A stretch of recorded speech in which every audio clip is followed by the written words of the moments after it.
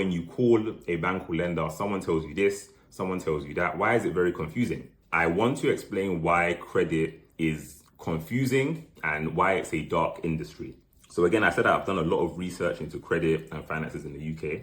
And I found this credit underwriter on Facebook, and I was just asking her, why is this thing so difficult? Why are we not taught? Why are banks so secretive? Why when you call a bank or lender, someone tells you this, someone tells you that? Why is it very confusing? And she helped me to see the reason why credit is intentionally a dark industry. Essentially, and it makes sense, the argument is that if you allow people to master the credit system, there will be a lot of toxic debt and people will misuse the information and the knowledge to do crazy things. And of course, there is a lot of fraud in the UK. Crazy things do happen. But what ends up happening with this intentional confusion, it being dark and it being very confusing, is that those of us who are not trying to be, do evil things or be crazy, we are also affected by not knowing what to do. So for example, if you get your bank account closed and one bank is telling you they can't tell you why your bank account was closed, you don't know what to do. But what has happened is probably that you have a CFAS marker. And that's just one issue. This issue of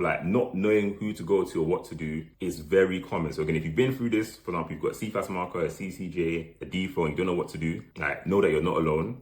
And know that in the UK, credit is intentionally a dark industry. And this is the argument why. But what I'm not a fan of is that for those of us that are trying to just literally, buy a house, grow our business, get some credit cards for reward points, those of us are trying to do good, we are also negatively impacted by all the hidden information, by the intentional confusion. So that makes some sense as to why it's hard to find information online. Unfortunately, even on social media and on the internet, you find a lot of conflicting/confusing information. So I'm going to be biased in saying this, but I would recommend that if you really want to learn a lot about credit in the UK and go to a trusted source, then defo join my free Telegram channel at the least. We have communities and ebooks and all this stuff, but at least join our free community and know that we are doing our best to give you guys the information so that you're no longer confused. Again, credit in the UK is intentionally a dark industry.